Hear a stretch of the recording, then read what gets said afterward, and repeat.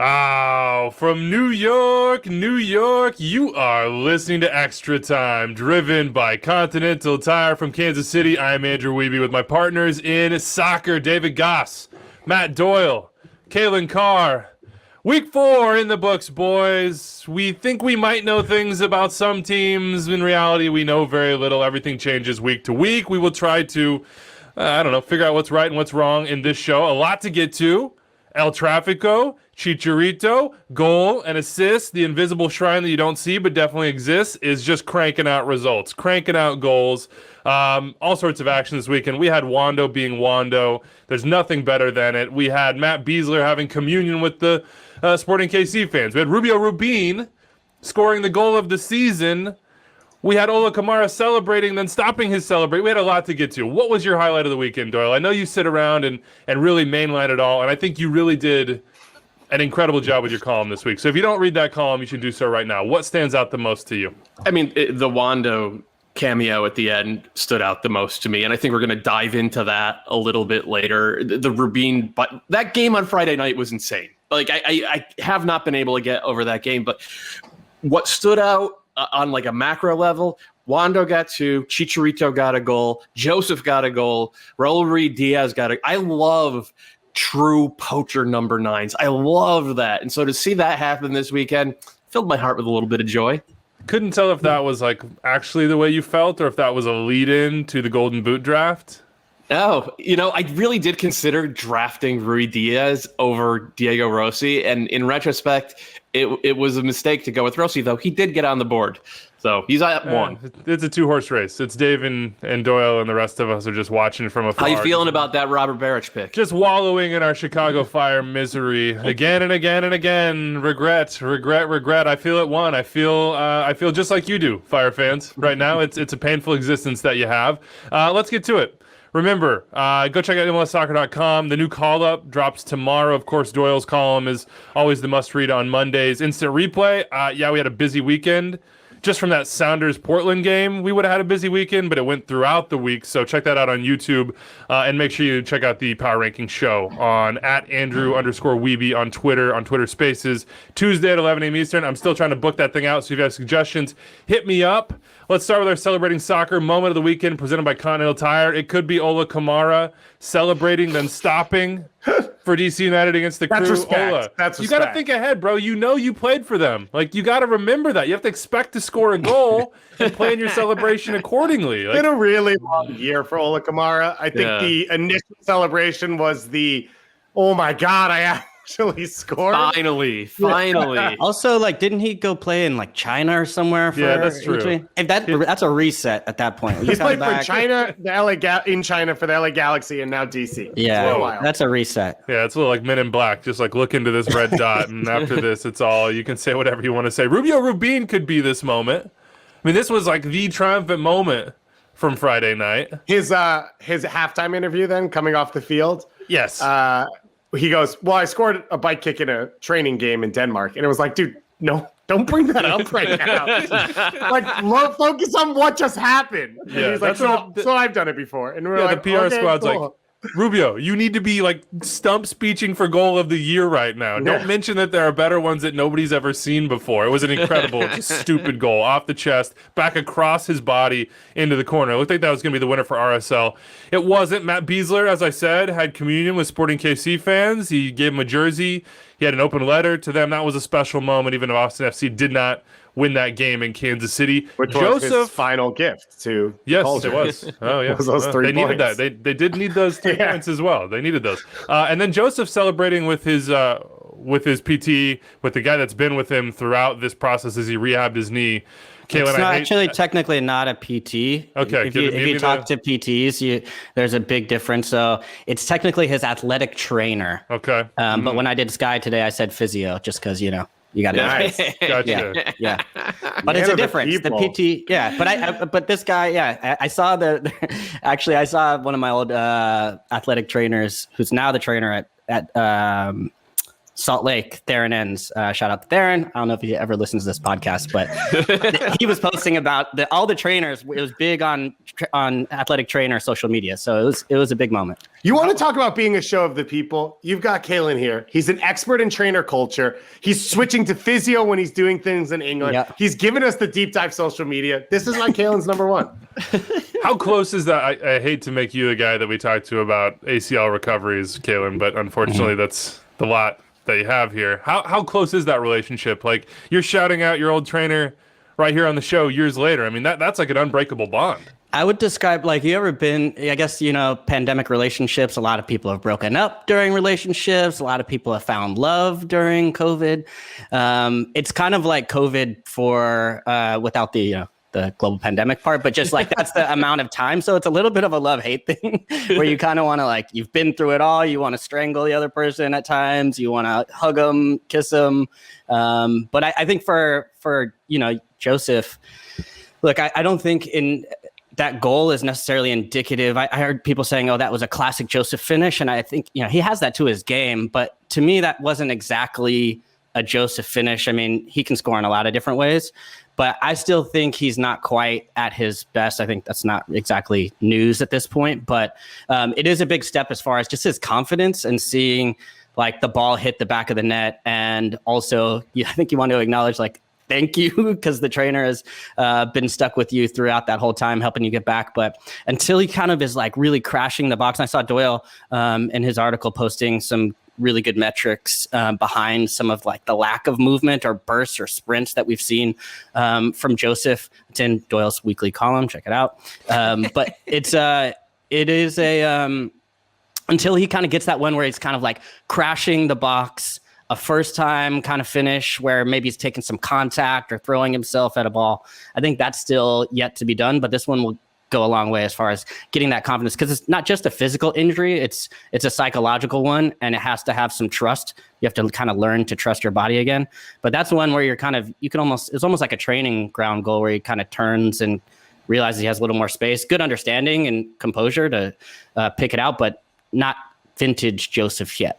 We're going to get into Inter Miami, Atlanta United, a draw on ABC on Sunday. If you haven't already figured it out, we're judged exclusively on the KPIs from Doyle's column. So make sure you go read Doyle's column. Monday, Doyle's column. If you didn't know, the armchair analyst, MLSsoccer.com. That is how we are judged. Our success relies on you clicking on that link. We're also going to talk El Trafico here in a second. That was a beautiful moment. It had celebrating soccer written all over it, but we have talked a lot about Chicharito, with Chicharito, of the Galaxy in the last couple of weeks. So let's make sure we start with the man, the myth, the legend, Chris Wondolowski. Oh, wait. Chris Wondolowski. Our celebrating soccer moment of the weekend presented by Continental Tire. The man, the myth, the legend. There it is for you, Anders. Chris Wondolowski. What a better moment than this. He comes off the bench against the team he scored the most goals against in his entire MLS career, Real Salt Lake, and he just bags 2 vintage Wondo goals. One of them sort of on the doorstep, and you put out the video, Doyle, of the double move. And then the other one, just, hey, I'm at the back post. I know the space better than you do. I understand where Carlos Fierro is going to cross this ball. I'm going to dunk it, and then I'm going to celebrate like a madman. Chris Wondolowski, absolute legend. I would watch him in the post-game handshake DAP line over like half of the MLS games in any given weekend. Like, I'm making character judgments based on who he's really, like, giving good tight hugs to, who gives him a smile and he returns it. I'm like, if you're good with Chris Wondolowski, you're good with me. You're a good human. This is awesome. This is incredible. And only one of us played, like, what? AYSO, U13, whatever it is with Chris Wondolowski, and that is you, Kalen. So come in here, celebrate number 8, celebrate, the man that makes it all possible. Celebrate the fact that he just tied 2 records from Landon Donovan, the total goals in the most competition. He didn't. I actually got that wrong. I was using a bad data set. I just heard from... don't read his column anymore. We're out. Oh, those KPIs, those are a mistake.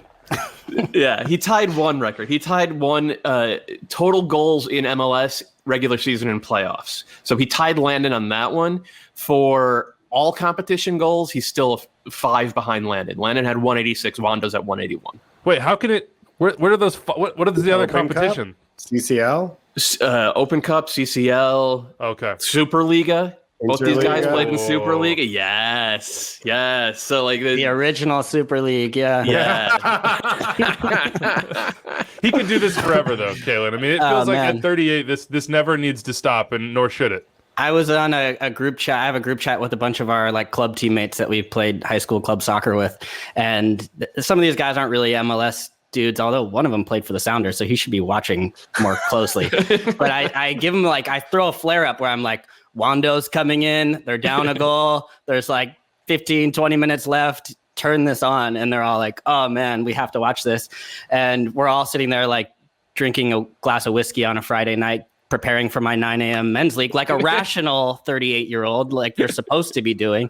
And you just watch him do this again and again and again. And it's just I kind of grew up with the guy, and I still am just mind blown by the fact of the career that he's had, and the career he's continuing to have. And I'm like, this could just continue on. Like, when it could, right? Stop? Yeah. No, like if you look at the way he scores goals, and there's been so much written about how, he's not the greatest athlete and he's not, big and imposing, and that's all true. But if you look at the way he sets up defenders, and then his reactions are so quick and they're honed to react not to the shot, but to the potential of the rebound. So you have that, and then you have his balance. For all the talk about how Wondo is not an elite athlete, he actually has one very obvious elite athletic attribute, and that is his balance. He never gets wrong-footed. And the first goal against RSL on that is a perfect example of that. He's on his toes. It comes right to him, but like he's over the ball in like perfect form to smash it in from 2 yards. We've seen good strikers get wrong-footed by that. So he has that balance, which allows him to get his feet under him and to square up a little bit quicker than the guys around him. And when you combine that with his instincts for playing for those rebounds, Kalen, there is no reason to think he can't play this role until he's my age. Like his ability to just come in for 15 and 20 minutes and just be an absolute nightmare to play against. You can do that till you're in your 40s, dude. Do not retire. Do not retire. No. A lot of And his breadcrumbs fitness here for is your the other age. thing too. His fitness has been crazy too. I mean, he had a full scholarship to UCLA to run cross country coming out of high school, and decided to instead go to Chico State, which is always a good decision. Big C, baby. to play soccer instead. I think it was a good decision overall. But yeah, his fitness is always off the charts. So, you can put him in late in games, and he hasn't had major injuries. And for a guy that spent a career in the box, basically getting on the end of things, that's a skill also, and a testament to his balance and his understanding and his movement. Weeby, you mentioned his celebration. I just got to put out there, I think it was the second goal. He goes down the sideline a little, hugs some people, and the replay slow-moed, he looks back at the crowd with this face of of course I did.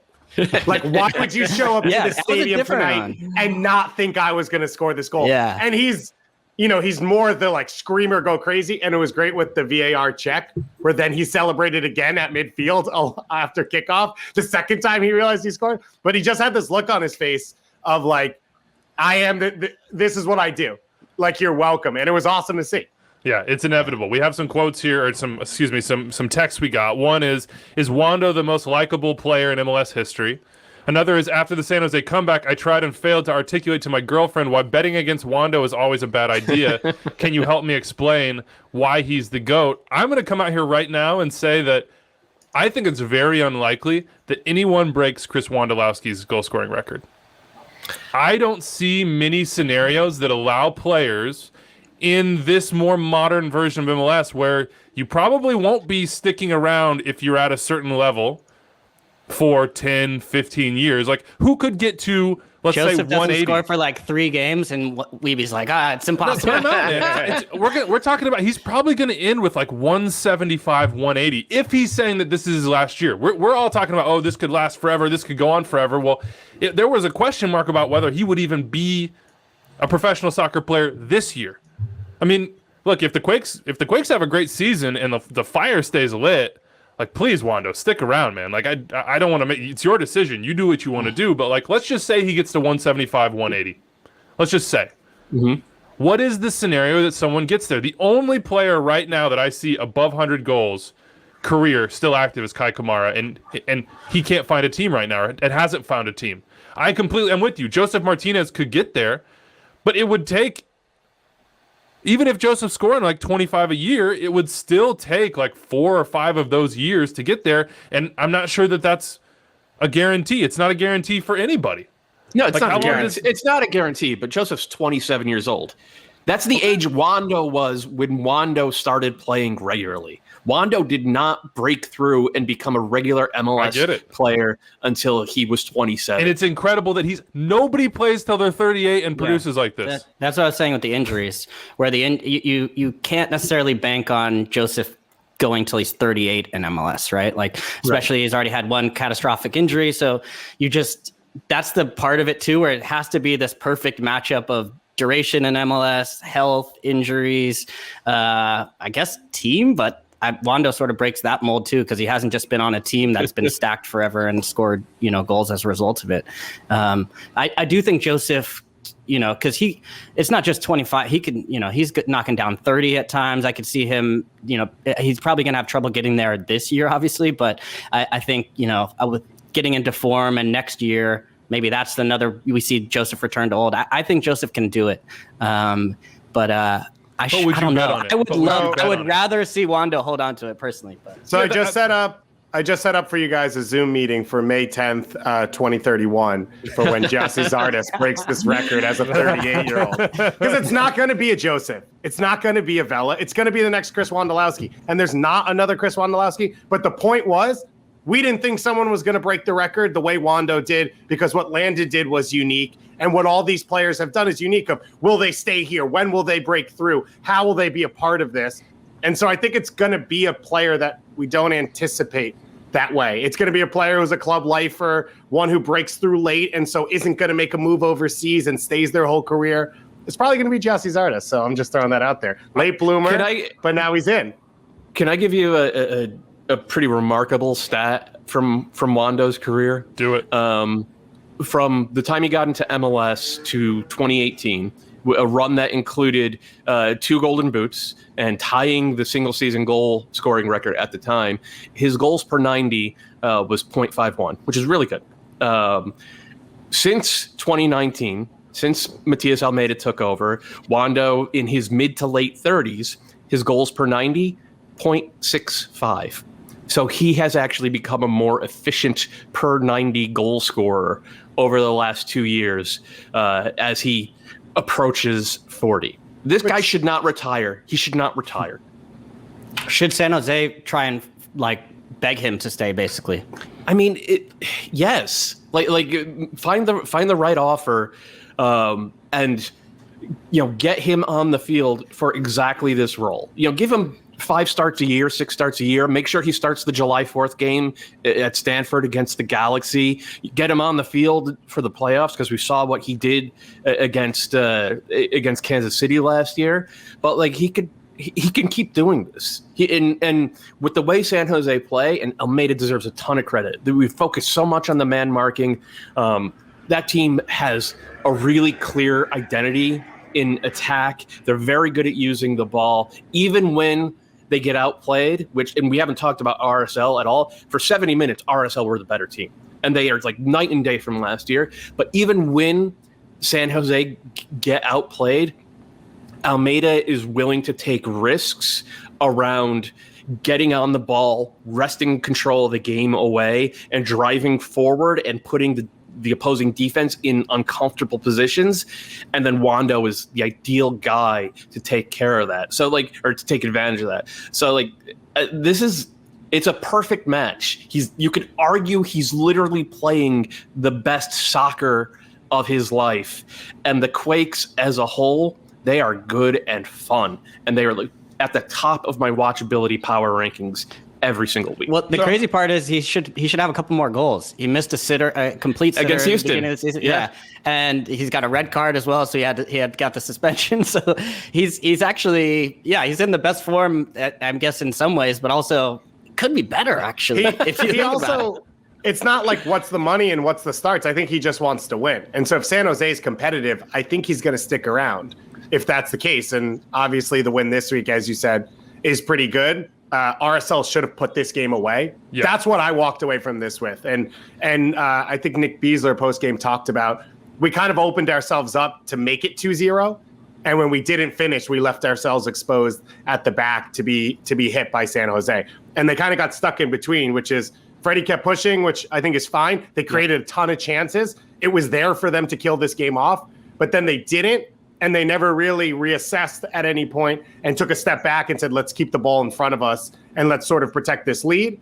And then that's when they got killed for RSL. And it sucks because they had a bunch of different ideas down the wings of how to create space and get different players into dangerous opportunities. And they had a ton of dangerous looks even after the goals. Justin Miram almost won it with the far post shot and right after Wondo scored. And for RSL, I like what they are, but you worry about dropping points like this for a team where it's going to be a scrap all year. I mean, you heard Hell's Bells come on. Wondo enters the game, and you're like, this is over. Shut it down. Close the door.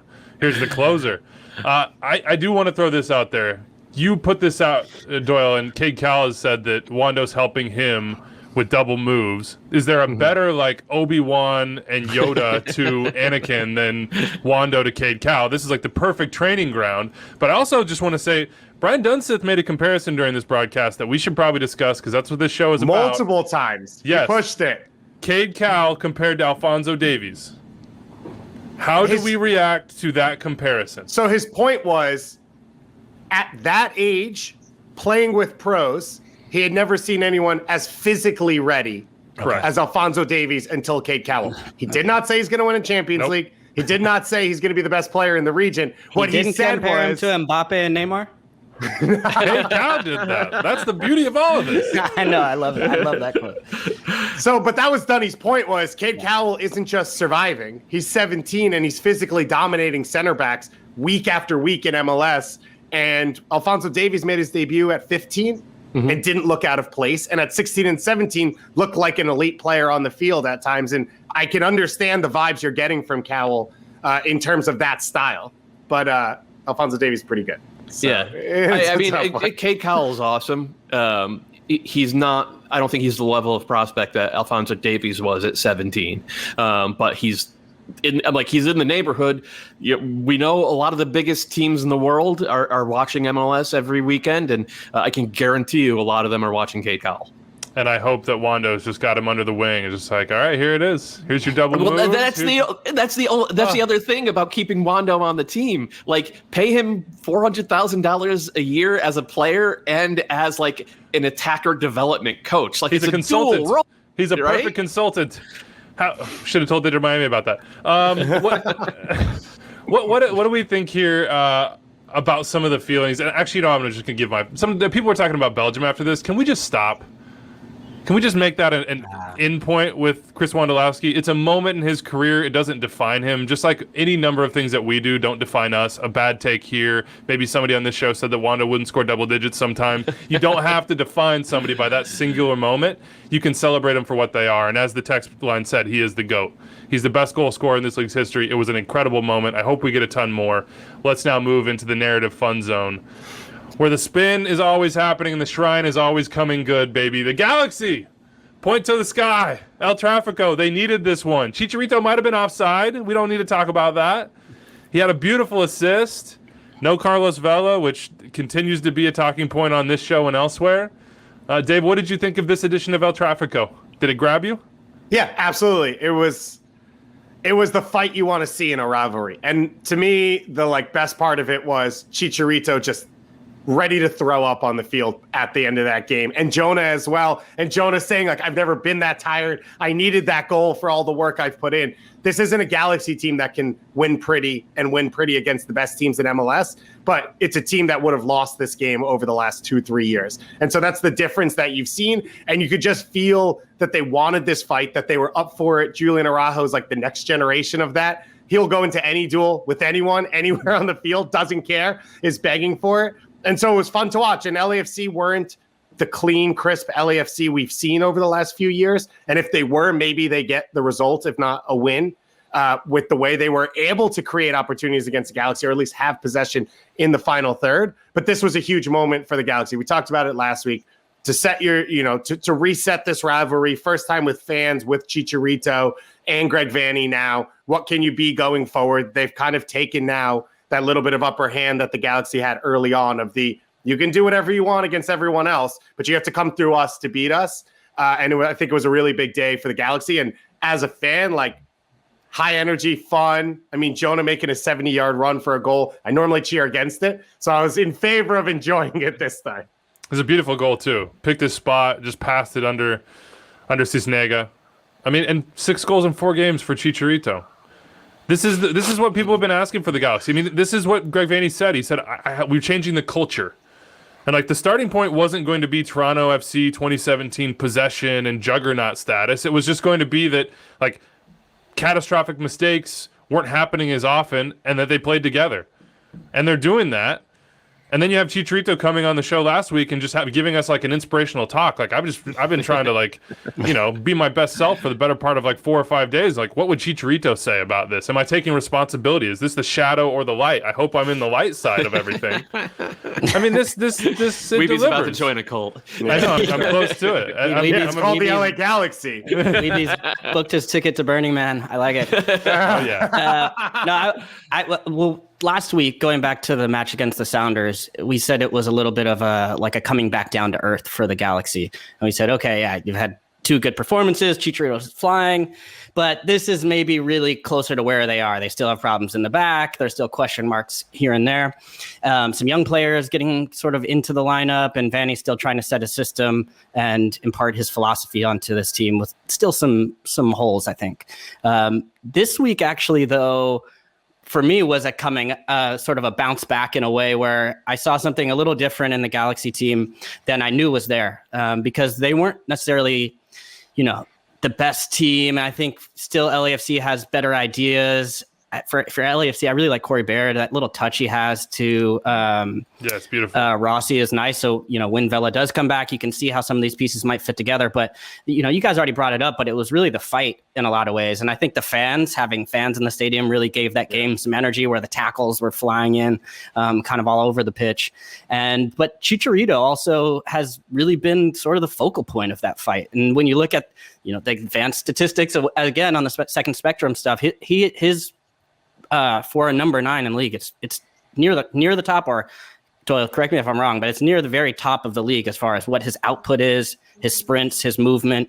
And that was something where last year you watched him play and he wasn't fit clearly, but it just was not anywhere close to that. He just was very stationary.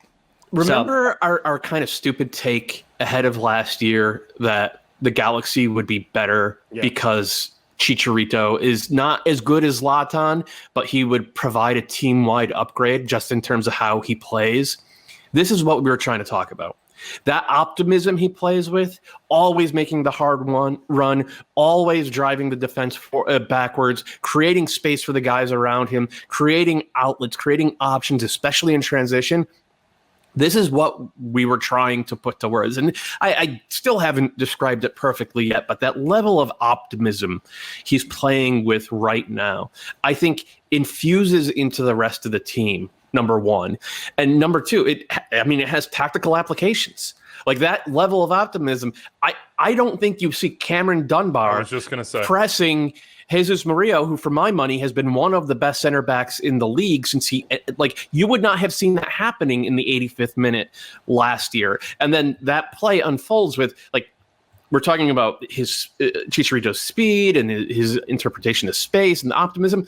His touch to set up the defender was absolutely brilliant. That touch and then pivot back to his left foot to hit that low cross to Jonah. So that combination of things is right now what's defining the LA Galaxy. And it's not enough, right? This team, they still don't have a tactical identity. They struggle to put their foot on the ball against good sides and take control of the game. They're going to need to develop that over the course of the year. But at this point, the effort and the optimism and the absolute superstar striker they have, that is how you end up with 9 points from 4 games on the back of 5 years of just absolute misery for this franchise. And, for the Galaxy fans, They're like Weeby, man. They're ready to build a brand new shrine and light whatever candles they need to. You got to stick with your historical shrine, man. That thing has got a lot of. It's got a You're lot. Not gonna rebrand, you're not going to rebrand your shrine? No, I had 3 candles lit right when Cameron Dunbar went to press, and he just didn't press one dude. He pressed 3.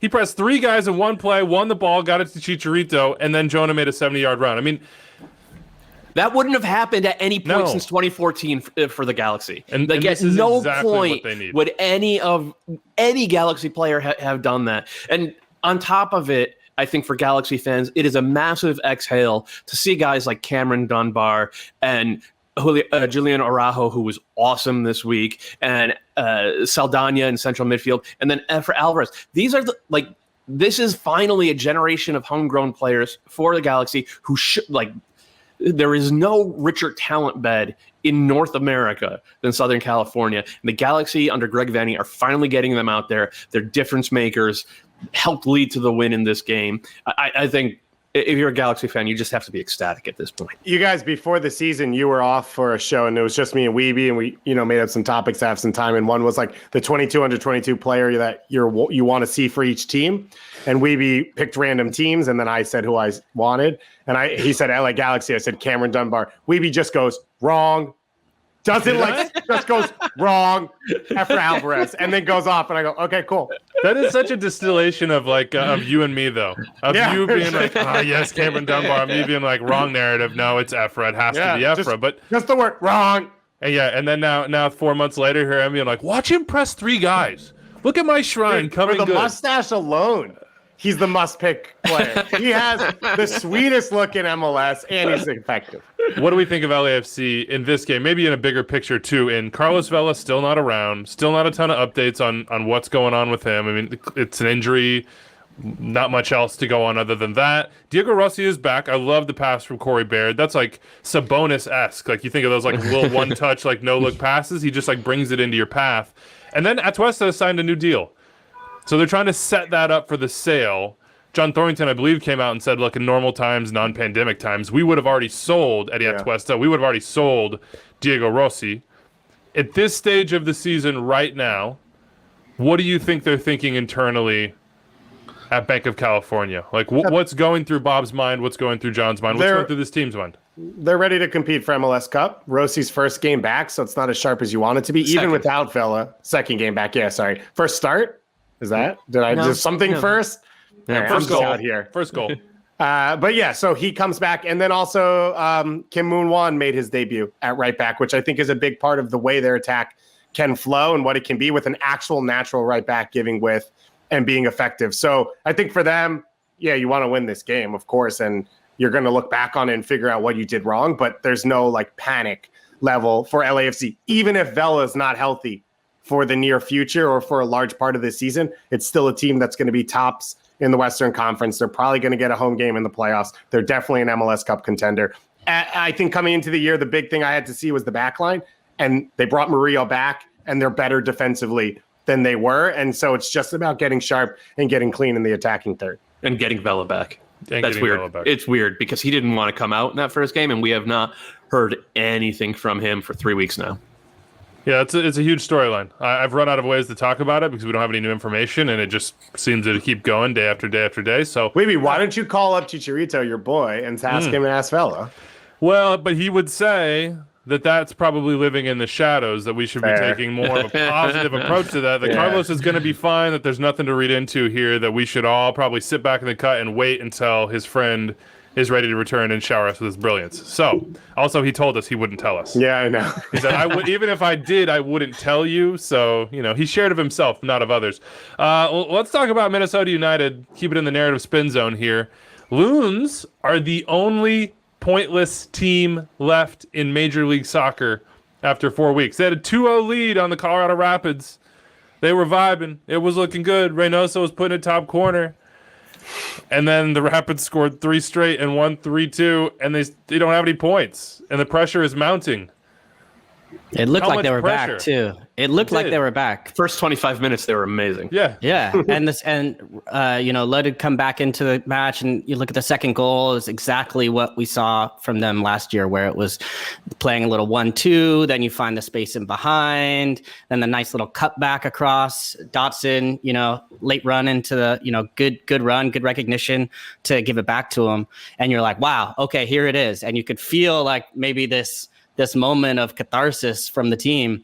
But this goes back to what I was talking about last week of this crisis of confidence happening there, because one goal happens and then that little question comes in your mind of saying, uh-oh, here we go again. Is this going to turn against us? And then the second one comes and then you're almost feeling like, okay, it's probably curtains. It's going to happen. It's just a matter of time because all the momentum had shifted and then the confidence was not there. It was just, the cracks in the pavement had begun to expose themselves. And then, I guess, I don't know. From there, it just was like, give Colorado a ton of credit because they applied a lot of pressure and it was just coming in waves and waves. And it was, that's a tough place to play. But I keep going back to it where this Minnesota United, I think they've given up the most goals now in the league. I think for a back line, and I know. They've played one more game than FC Cincinnati, so Cincinnati has time. Don't worry. There's still something to say about that. Yeah. Hey, Cincinnati just had their best weekend of the season, so show a little respect. I'm excited for their stadium, but anyways, I got totally sidetracked. But for Minnesota, so I would just, to Kalen's point, they give up the goal, and it was just happening so fast for the Rapids. There was so much movement across their front 6 and 7, and the fullbacks are getting into the attack, and Minnesota just looked shell-shocked.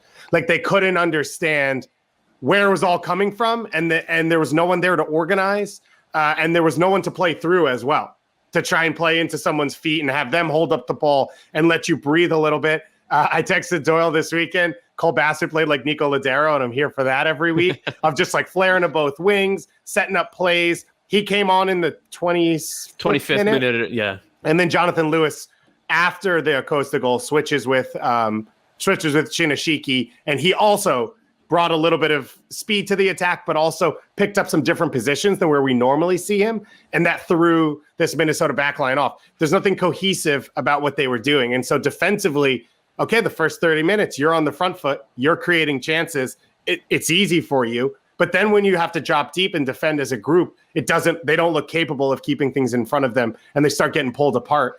And to Kalen's point, then mentally, I think it all falls apart. And I understand the moment, but to bring another center back in and try and just jam it all up the middle, I think just makes it even worse for this group of, one, there's no belief in us from the coach that we can get through this. And two, you just make the spacing even tougher because it's something you haven't worked on. And it's something that you haven't used for the past 4 games plus the game you're playing in there. So I just think it all fell apart for them at the same time. And for the first 3 weeks of the season, you asked, should we be worried? And I said, no, as long as psychologically they feel okay, when Abila gets fit and the French DP comes in and all that stuff, they're fine. I think psychologically we may have lost the battle on this one. And now that's the most worrying thing for Minnesota. It feels like they need a reset. Like it really does feel like they need, I don't know, something to just like reboot the season because it wasn't supposed to be like this. And, they got outplayed in the final half hour of that first game against Seattle. And then I think some of that frustration carried over into the next week. And then the week after that, obviously it was kind of funny, but like just the way that unfolded. But this one, they had a 2-0 lead. They had a 2-0 lead on the road, and they were playing great soccer, and it just fell apart. And it wasn't like these were, Kellen Acosta scored a banger, but like Minnesota were giving up chance after chance after chance. The Acosta banger should have been the 4th goal for Colorado. It should have. And like 2 of the goals they gave up in this one were on set pieces.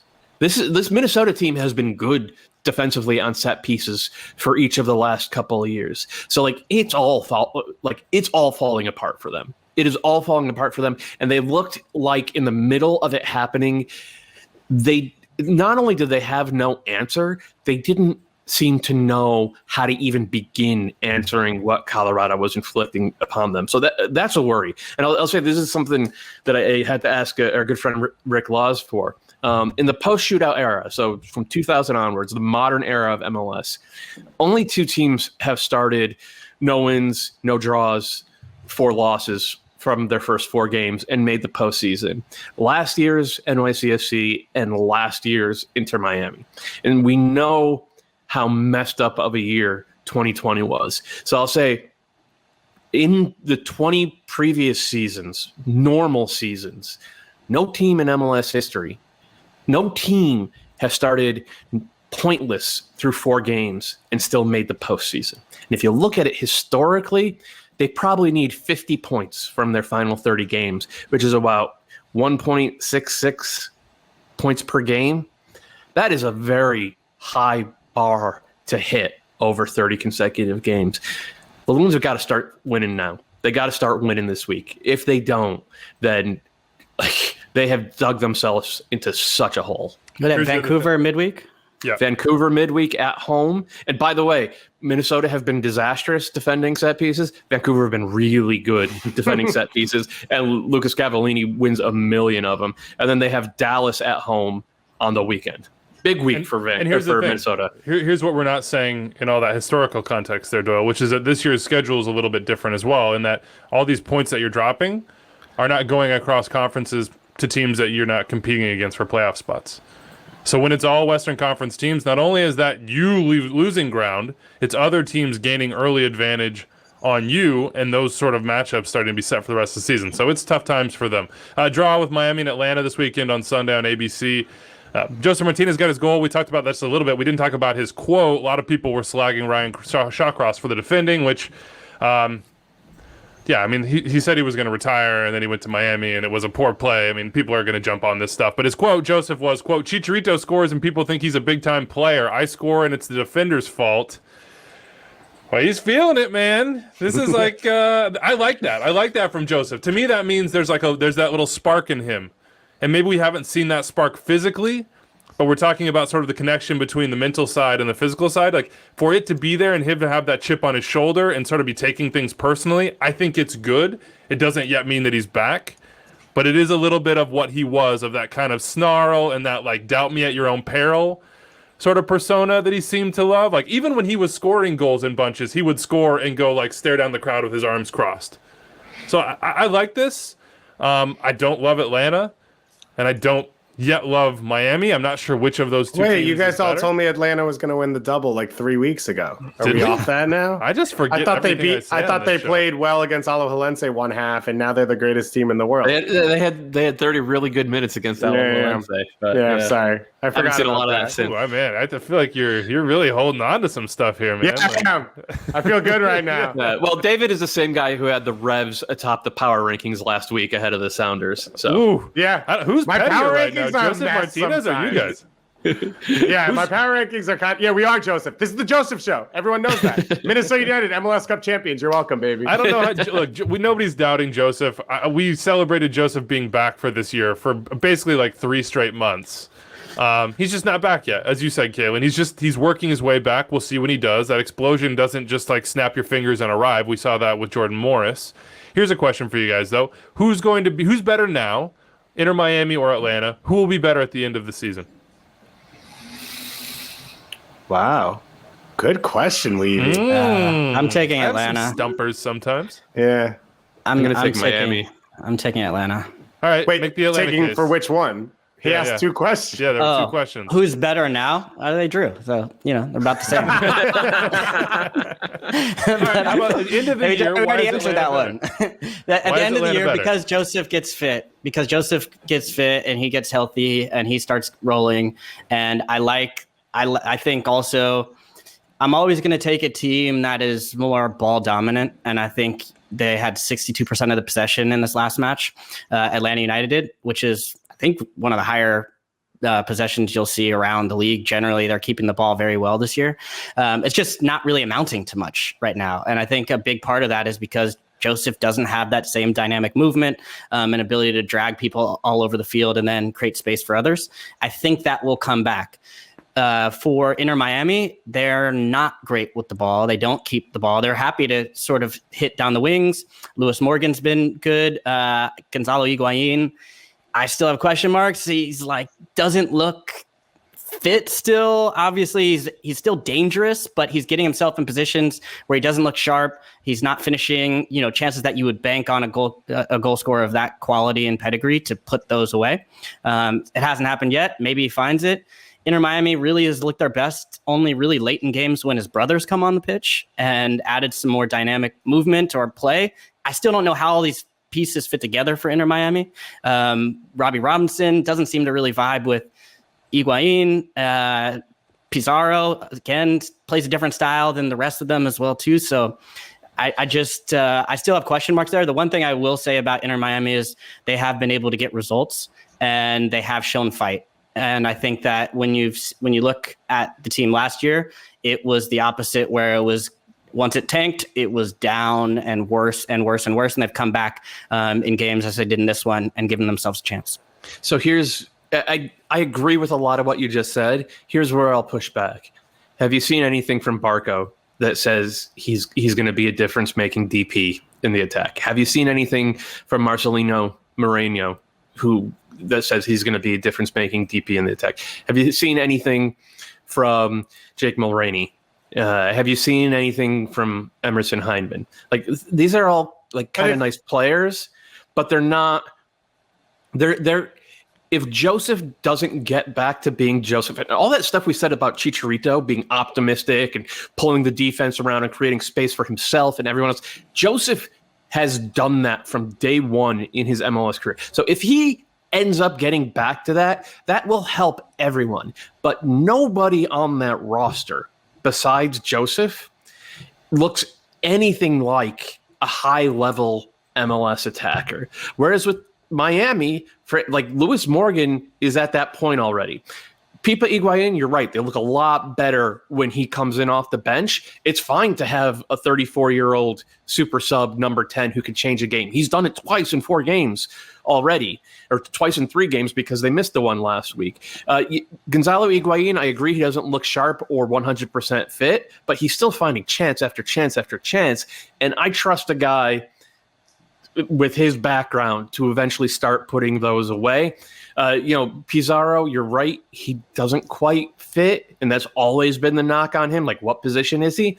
But I would take him over either Barco or Marcelino Moreno. So I just think both of these teams are kind of in the same spot right now, but Miami probably has more ability to brute force a couple results that Atlanta just doesn't with this group. Not unless Josef starts being Josef within the next 2 weeks. So I don't think that's going to happen. So let me push back on Doyle's pushback, which is... Oh, boy. All right. Round we go. One, Federico Higuain's 36, not 34, and only getting older. He's playing like a young 36. Yeah, no, he looks very, very spry right now. The thing that I see is...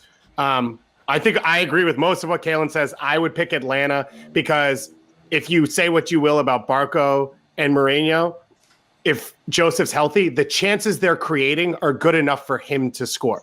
All the crosses, all the balls stood up to the far post, most of what Brooks Lennon is doing, all of that's enough for them to score. And if Alan Franco is 75% of the player they think he is, then they're a better team already. And so if they come in here this week and you say they're equal, I think Atlanta has that way to get better because I think they do have a distinct style and idea of what they want to do.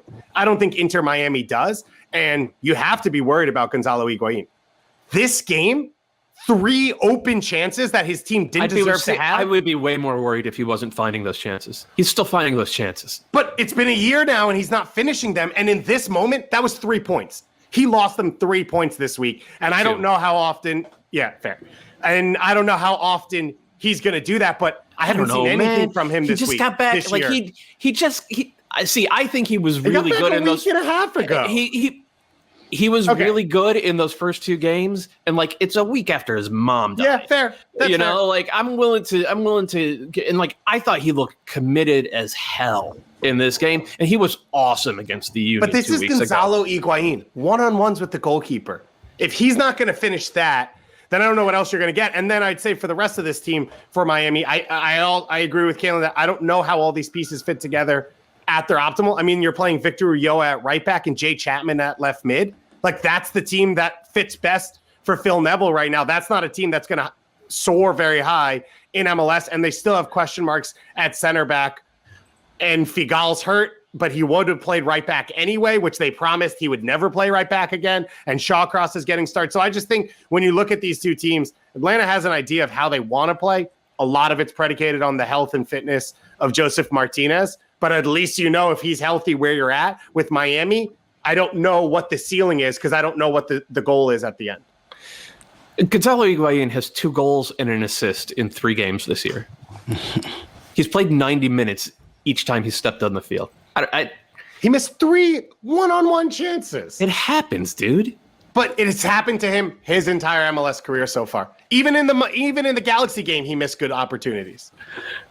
All right. It's kind of surreal to see like Federico and Gonzalo argue about this on the show. Like, I don't really know, like having trouble with it. And, like, listen, I might only play 30 minutes, but I'm the one who's getting the wins. Let me just say, like, the beard weight that Gonzalo is carrying right now might be throwing him off just a little bit. He's gonna make headers. Who told him? You know what's comfortable in Miami? A thick beard. Like, who had that conversation with Gonzalo Higuain? All right, let's get to the produce and Anders reminder of the day. That other ABC game on Sunday was Seattle Sounders, Portland Timbers, Cascadia. This is his reminder. It's your bi-weekly reminder, I guess. The Seattle Sounders in all caps. Oh, sorry. Seattle. Is he going to call Sounders himself a Football benevolent Club god again? are alone atop the MLS table. I mean, I think he feels like that because he's hitting me with all caps in his reminder. That's a little bit aggressive, Anders. Try to tone it down in the future. Are the Sounders an FC? I don't even remember that. I think he's just still mad about VAR. I think that's where all this is coming from. He's been peppering the chat with VAR slanders throughout. Last night was miserable. By the way, that probably should have been a third retake on the penalty because on both penalty attempts, Nuhu was fully in the penalty area before Diego Valeri kicked the ball. Fully in the penalty area. Like, not a step. Yeah, because he knew it was going to go off the post. His entire body was in the penalty area. This was a strange game on the refereeing side. Raul Ruiz-Diaz, I'm sure Anders liked that penalty call, even though the contact was very, very minimal on that one. Sounders get a 2-1 win. They continue to roll. Are there any big takeaways for you from this game? I am not going to make any big takeaways about the Timbers until I see them at somewhat full strength. I mean, I thought the Timbers played really well. Yeah. I thought they played really well. They were the better team up until the Valeri penalty debacle. And then they just completely fell apart after that, which might have been a little bit of mental weakness, but I think is more likely related to the fact that they played 90 minutes at 7,500 feet in the Azteca midweek. I don't know, man. I'm not worried about the Timbers in this one. I thought they were the better team for a good chunk of this game. The Sounders are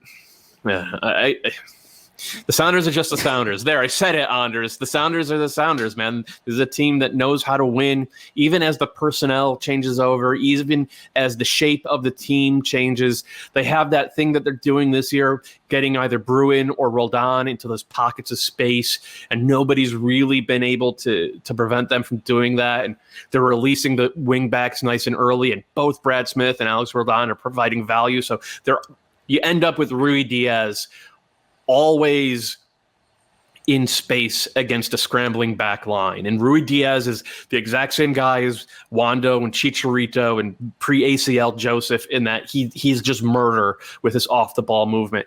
So even as the Sounders weren't playing well, Ruiz-Diaz had like 2 or 3 chances to give them the lead. Yeah. And like Gasman probably doesn't believe in Raul Ruiz-Diaz because he missed 3 chances on the day. Yeah. But like the Sounders are really good, dude. They just have a million different ways to beat you, and they're doing it without Nico Ladero, and they completely deserve to be atop the Supporter Shield. And just to add to the Timbers for coming back from Mexico City, obviously losing that tie, so there's the emotional side of it. Larry Mabiala, their only defender. He's the only one who defends. He's the only one who defends. Other people line up in defensive positions. Oh, no. He's the only one who defends, goes down hurt, and then Jeff Attinella, their 4th goalkeeper, goes down hurt as well. And so now they've got I will say the tallest goalkeeper in MLS history the tallest. That's a worry. That is, so I was a little too flippant in like blowing up. The injuries are a worry for Portland at this point, specifically Mabiala and like their first three keepers, because the Solti, he has a lot of upside, but he doesn't look ready yet. So that is a concern. But I think on the long run, on the longer timeline, this team's gonna be fine.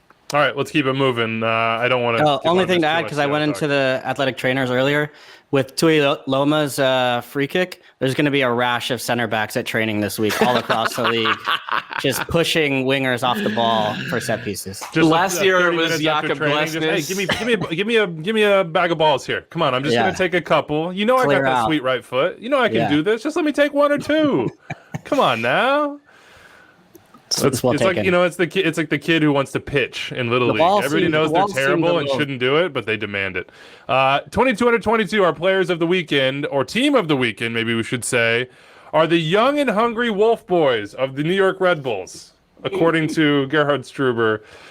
His boys came through, baby. Caden Clark again, not a banger, not a golazo, but he iced this one for the Red Bulls. And Frankie Amaya got his first goal, a laser beam. I mean, he just absolutely annihilated this ball inside the near post on some good build-up from Caden Clark, winning the ball, pushing it down the field, finding Fabio, who had a brilliant little layoff for Amaya. Cameron Harper got into the game.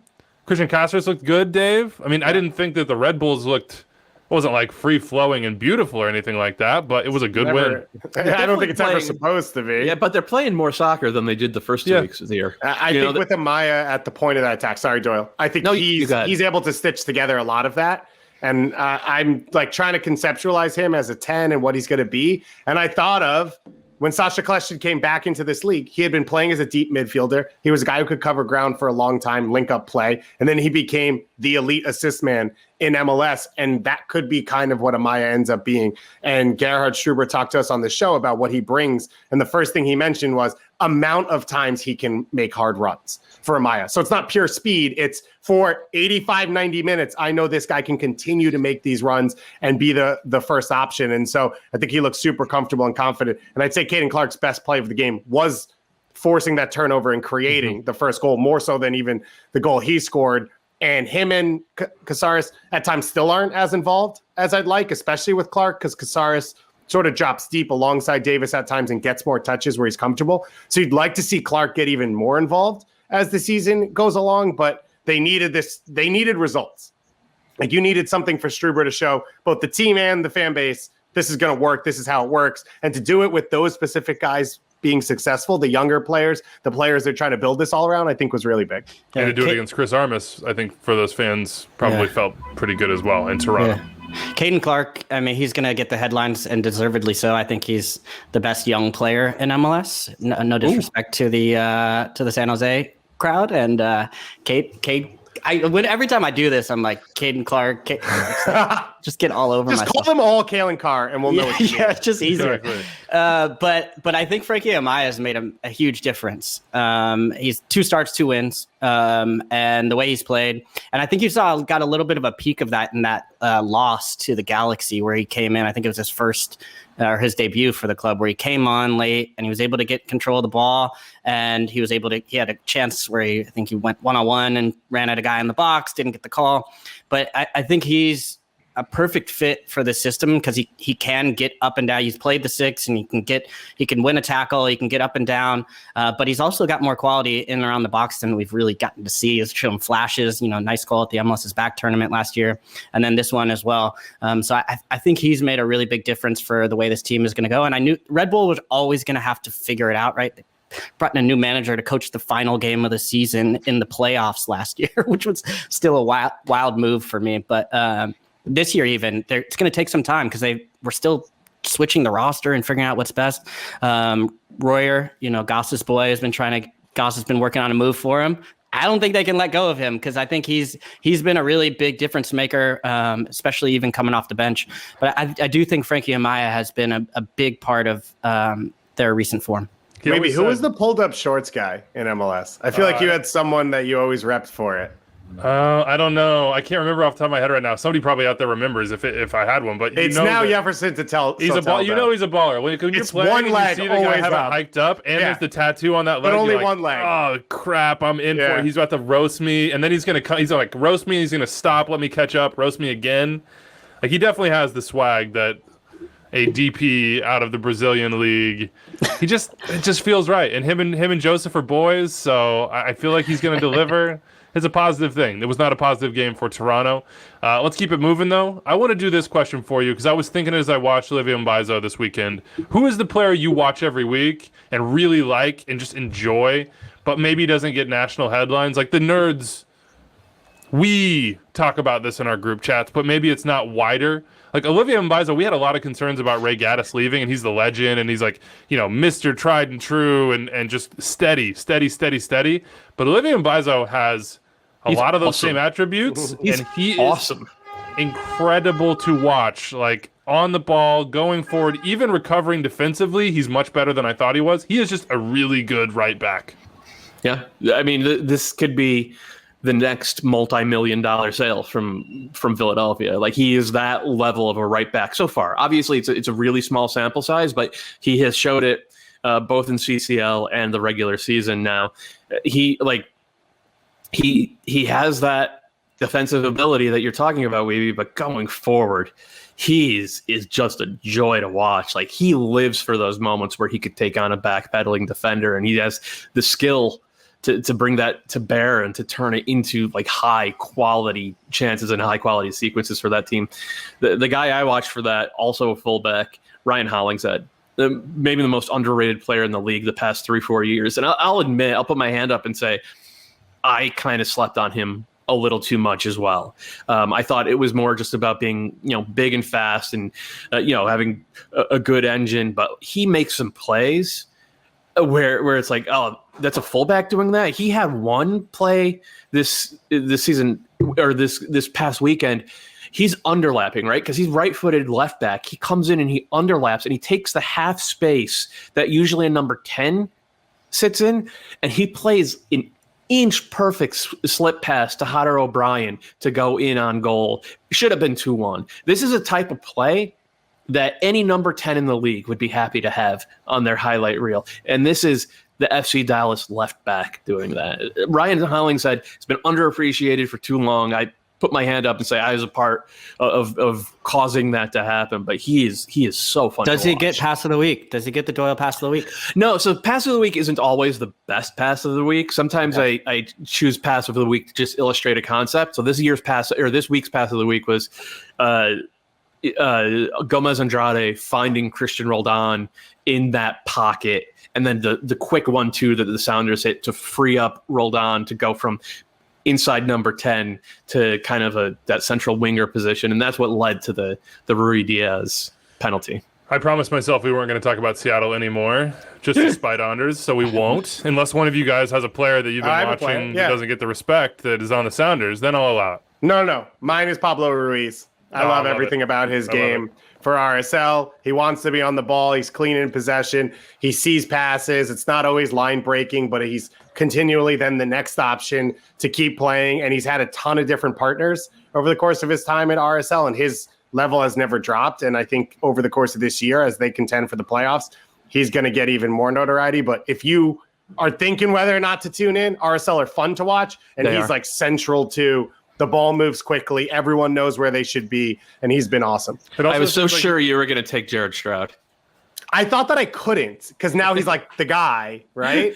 He's like the assist guy on the expansion team. Matthew McConaughey feels like he blew up. So I felt the rise was too quick. By the way, Ruiz, it seems like takes personal offense anytime the other team has the ball in his region, which I also really enjoy that. He's like, that's your Roger Espinoza. Yeah, he's like, that's my ball. Like, why do you have that? I must have that. I'm gonna go get it right now. Kalen, who's your guy?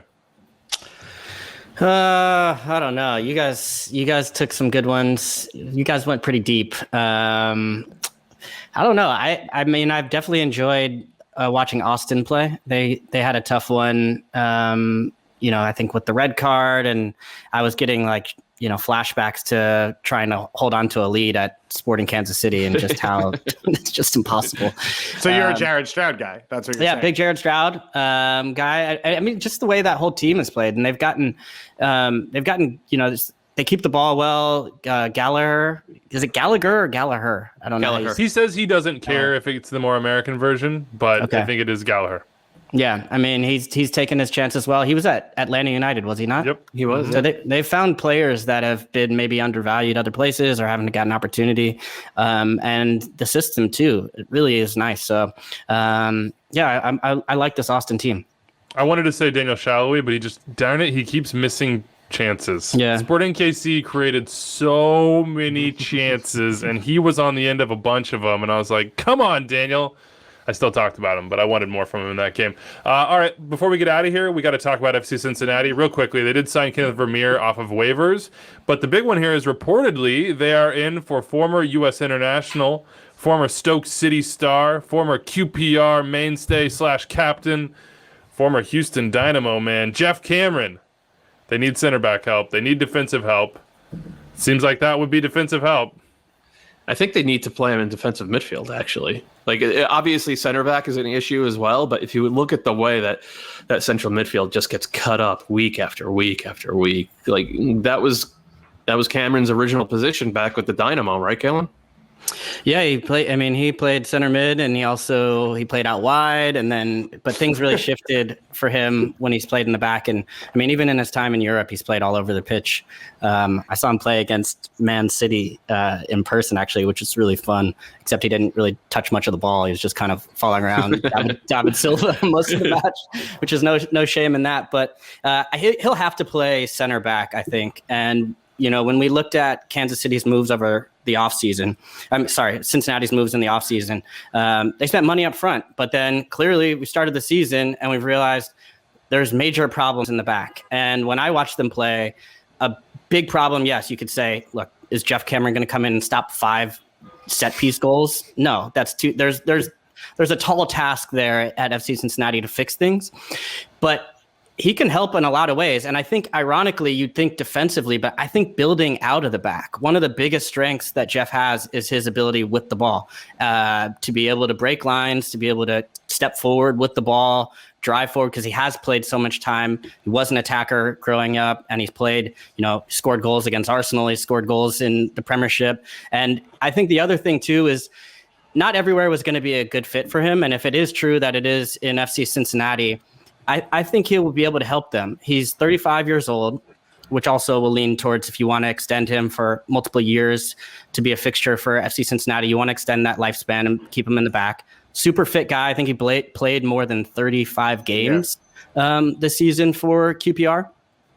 So, and he's been able to kind of usher along a young team there. And so for a team that's made some international signings and some good young players, they're still in need of MLS experience. And I know he's coming from a long time abroad, but he does have an understanding of, days gone by in Major League Soccer and understanding just kind of like what the challenges are of whether it's travel or experience. And he's been to MLS Cup, et cetera. So I think that he is going to be a good signing for them. I do think there's going to be a tall task in front of them, but I think with his experience, even coming back and playing for Jaap Stam, having that understanding of playing for a foreign manager, the fit to me, when I heard it, I was like, okay, yeah, this makes sense, especially as they open up a new stadium and really needing some type of solidity in the back and maybe somebody that can help culturally a little bit to get guys like back on a winning trajectory, which this club desperately needs. I agree with Kalen. There's this large of a window right now. If you're listening on the podcast, my fingers are very close together to get players in this league for FC Cincinnati, right? Don't worry, Michael Vanderwolf, they put on the injury list for the season, most of the season, whatever, which is part of the issue. He was supposed to be a starting center back, which gave them one international roster spot, which they then went and used on Kenneth Vermeer. That is a mind-blowing experience all by itself for FC Cincinnati. So they have no international roster spots. Most windows are closed. It doesn't feel like they have a ton of assets to trade inside the league for another domestic center back. So it feels like if you're going to get a player, Geoff Cameron is as good as they're going to get in a situation like this. And then the other one is Gustavo Vallecilla, who was in quarantine, I think, up until about a week ago. So the hope is he comes back. you bring Cameron back in. You could play them at center back together, or if Viacia is good, maybe that allows Cameron to give you some minutes in central midfield as well. Whatever it is, he has that versatility. This is a team that's looking for anyone right now, and they got a pretty good anyone that popped up on their radar at the last minute. Even if it's just like organizes better than anybody else has a higher standard for defending than anybody else has had, and tries to hold more people accountable, like it doesn't feel like any of those things have really happened. Yeah, Cincinnati. I think all that is true, but I genuinely think it'll be building out of the back. I think to be able to get on the ball and be able to find passes, because they've looked just lost for ideas of how they get from one space to the next. And I've played with a lot. People ask me who is the most talented players I've played with. Jeff is usually one of the first names, if not the first name that I think of as far as a versatile player. Who can, he's step into a finishing drill, be one of the best finishers, serve a ball in. And that's partly he's been a victim of that in some ways because he's had to move around so many times, and maybe a benefactor of that at times too. But I think he'll play at center back and really help to be able to direct traffic defensively, but also move forward with possession and try and get some type of system going forward, building out of the back. Some other names out there. These are more for the Lols. David Luiz says he wants to come to MLS, or is at least linked to it. Giorgio Cellini also in the same spot. I'm here for David Luiz. He felt to me like an FC Cincinnati, just fit like a glove, baby. Just or maybe Chicago Fire. He probably likes Lake Michigan in the summer. So we'll see how that all works out, or if it ever does. Got to mention because he would be the most Chicago Fire player ever. Oh my God. That just broke my brain. It'd be perfect, wouldn't it? It would be perfect. I'm just saying. Get him on that team. Come on, Raphael. He can change things, or maybe it all stays the same. We do have to mention, because I know people get upset about these things, Nashville did win against the Revs, who didn't. No, we should mention. We don't have to. That's true. We should. I said, respect to Nashville for having a tough start to the season at times. Gary Smith goes with a tactical change, brings two forwards in, and is able to completely stymie the Revs' attack themselves and create chances on the other side. Daniel Lovitz was one of the best second assists on the MLS season. God, respect them, Weeby. All right, respect. Are you guys gonna make Charlie talk about how good Nashville was on Thursday's show?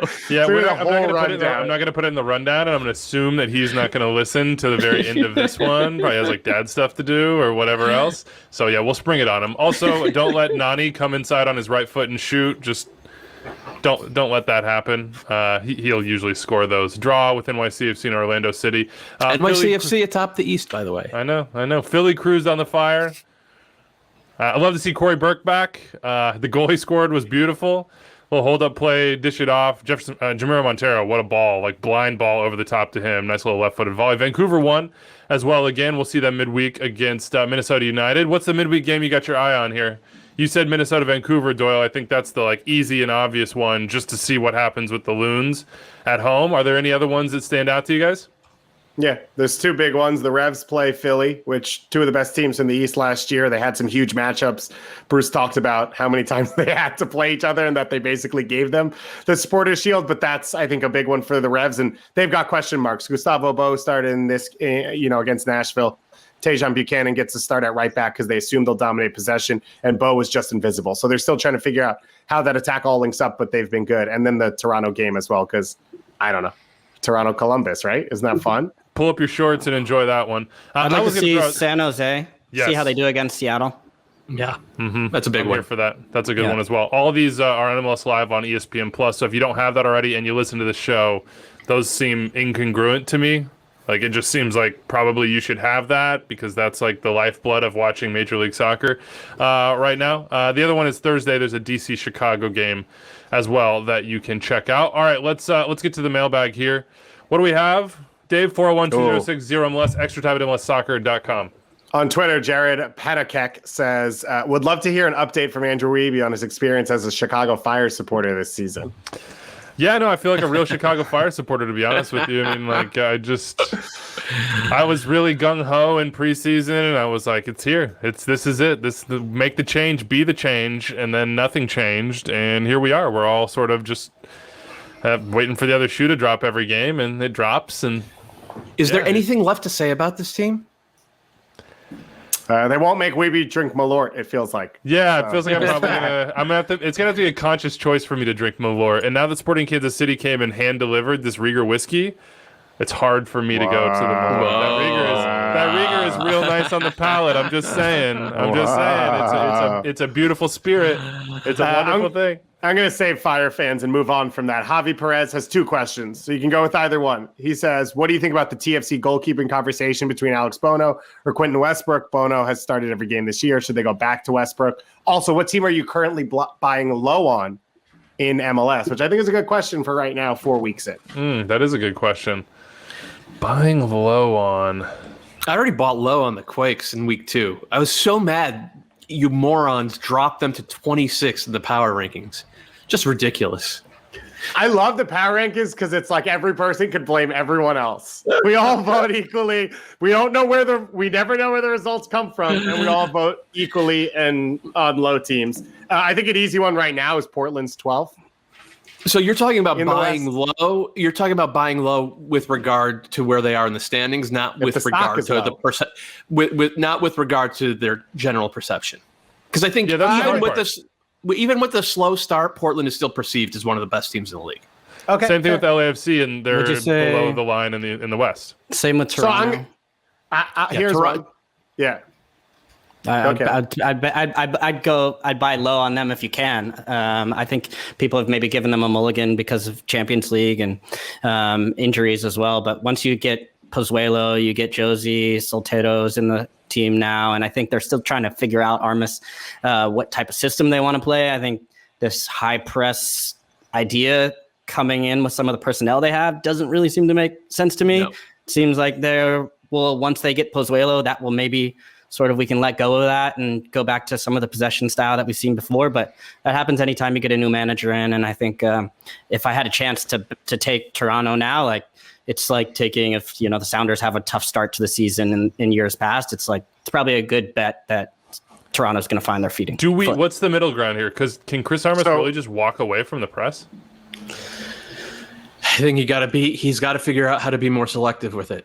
You got to figure out like maybe 15-minute spans in the game. Maybe it's really effective minutes 15 through 30. Maybe you have it done right from the start, just so that you're the protagonist in the game. This Toronto FC team, for as long as Michael Bradley has been there, they've been more comfortable when they're the ones dictating the game. And pressing teams for the first 10 or 15 minutes is a good way to make sure that the game is happening on your terms. But then dial it back and go back into that sort of smooth possession game that they have been so good at for long stretches. I mean, last year, up until Pozuelo got hurt about 5 weeks from the end of the season, they were, I don't want to say running away with the Supporter Shield, but they were clearly going to win the Supporter Shield, and they just had one too many injuries. Like, that team is still in there somewhere, even though they clearly have issues with speed in various places, and they clearly need to manage minutes. But I think being selective with when he's pressing, going back into the 4-2-3-1, putting Soteldo in a position where he's comfortable sort of cutting inside and playing off of guys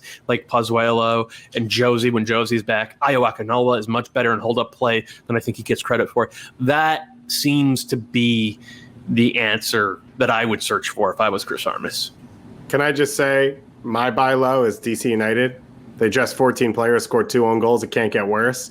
So my stock's going to go up at some point. I was just going to say, like, own goal is back in DC, and he's productive. Sure. He's back to, like, 2013 levels, and that's either good news or bad news, depending on your perspective. I'm still blown away by the idea that you suit up 14 players. And I understand the idea that you're saying, okay, they're not fit enough to play your system, but if you can't field a team, then something else is happening with like your fitness regime or because a lot of teams right now, and this is also understanding MLS, is there's a lot of teams that are not fully fit, right? Like most teams at this point after the long layoff are not in full game fitness, whether it's people coming off injuries. We've talked about, Atlanta United, part of it is finding ways to manage the team so that you can actually compete without your full fitness. So I just don't understand. And the other thing for me is like, you can make a lot of criticisms against maybe as a foreign manager coming into Major League Soccer. Fitness, player standard of fitness for me is not one of them. It's not that's not one where I'm like, okay, across the board, there's major problems where, yeah, you're going to run to fitness now. I think you have to figure that out. To me, once you start looking at the not being able to fill the full bench, to me, that starts to ask some bigger questions as to what are your expectations? And ultimately, it's on the manager to put out a team, including a bench, that can make a difference in games, especially if you don't have full fitness. If you don't have full fitness, you need surely all 5 subs. You can't even make 5 subs, right? Like, you've got a goalkeeper. So to me, that part comes down to I'm interested to understand how that fits together, because none of that computes to me. I'm going to start using that phrase. I'm interested to understand. I'm going to start using it with a lot of different people in my life. I think that was said. All of that was said like a man who was definitely sipping whiskeys the night before his 9 a.m. men's league game. That's down my at the level Bowery. of fitness. Just once, right and now. Yeah. he probably pounded a big glass of water right before he went to bed, right, Kayla? You made sure you prepared in that way, right? Last one from David right here. I was to say, Kalen with the Carlos de los Cobos preparation for the matches. Yeah, I was hearing some whispers coming in my ear from that one. Yeah. David Wright says 4 pairs of MLS brothers on ABC: Diego and Yimi, Christian and Alex, Federico and Gonzalo, and Josef and his trainer. That's a nice end of this show. Good week 4. Got some midweek on Wednesday and Thursday. We will be watching those, talking about them with Charlie Davies on Thursday. Thank you guys for everything. Thanks everybody out there for listening. We'll see you on Thursday.